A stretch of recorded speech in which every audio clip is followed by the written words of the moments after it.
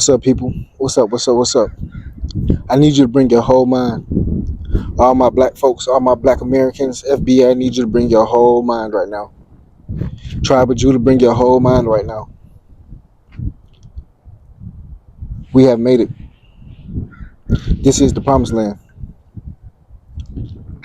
I got a revelation today, and it hit me. We made it. And nowhere else to go. This is it. This is it.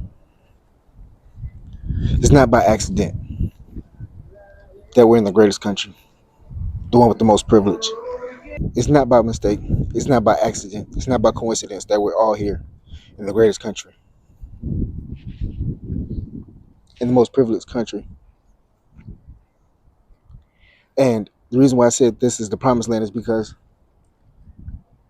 right now, whether people want to admit it or not, look at how they're fighting to be in this country.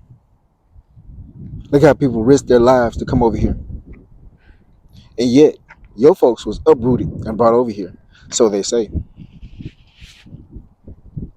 Now, I know a lot of people are going to say, we were forced to work here. We've lost a lot to be here, all this, right? I get it. But sometimes you don't know how that was working in your favor. You don't understand it. Sometimes you're not going to see the miracles that God is working before your eyes. You're not going to see it until it's done.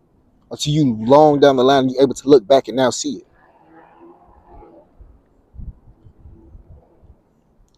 You ever heard the phrase, what my enemy may do for evil, God can turn around for good?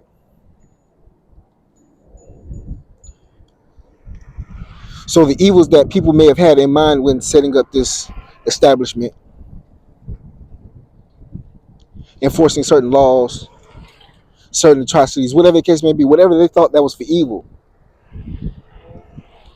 God has flipped it around and used it for good. The exploitation, whatever the case may be, whatever you want to label it, God has turned it around and used it for good. And I know a lot of people may say, well, what about the history? What about the past? What about, I get it. But sometimes that's the cost that has to be paid. And I've learned in my life, my 31 years of life, not to question God. I've learned that. And sometimes in the midst of a storm, like I said, you can't see the destination. You can't see the clarity on the other side, but God can. God can. And this is why I believe we should not fight about anything as far as any reparations. We should sit back and be thankful and be grateful for where we at right now. No matter what has happened in the past, sit back and be thankful and be grateful for where we are right now. I believe we should do that. And I know, like I said again, people are going to say, well, what about the history? Where are you right now? It's the most important thing is to be present right now. It's to be present. You are sitting in the one of the most, if not the most privileged countries in the world. And it's handed to you right here. And the little challenges that we may have to go through on the day-to-day in order for us to reach success, hey, that's just the opportunity. That's just the cost it's going to be for us to be the boss. That's just, it is what it is. We have the resilience in our blood. We're going to have to use it. It ain't going to be handed to us. You know, success is not going to be handed to us on a silver platter. Nothing is going to be handed to us. Just because you're in the promised land, you still got to plant the seeds. And it's time for us to start planting our seeds. We are here. It's no more. It's no, where you going? Ain't no other promised land. None. This is it. People are like, well, what about the karma? What about the past? Let me put it like this.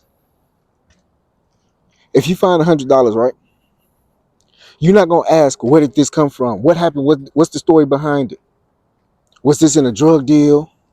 You know, was this part of some crime? Did somebody loot? You're just going to see it $100 and you're going to see it as a blessing. And you're going to see that $100 and see how can you utilize this for your forward movement. And that's the same thing we should do right now. See this opportunity right now. Everything that we have in front of us as an opportunity for us to move forward.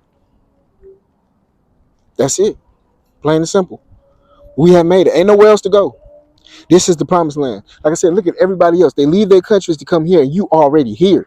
You at the place that people want to come to. You at the place that people are dying to come to. Now I get it. Some of us were brought here. Some of us were already here. We're not gonna get into that history. But what I'm saying is, you are here. You were blessed enough to be here. Somehow, some way, divine it worked. Is magic. If one of your people was the ones that got put on the boat, made it over here, able to survive, and you still here, or if your folks was already here and endured whatever happened, and you are still here in this greatest country, it's for a reason. We are here. We are here. We are in the promised land. Remember that resilience that your people got, that your ancestors got. They did what they did. They survived and they did everything that they could have for you to be here, right here, right now, and nowhere else for you to go. They continuously say what happened to us was the greatest in human history, whatever the case may be, or modern civilization history, or modern history, whatever the case may be, and you still here. Got to take a step back and appreciate it and look at it. Hey, I could be wrong, could be right, but like I said, they said the tribe of Judah got to find the promised land. This is it. We here.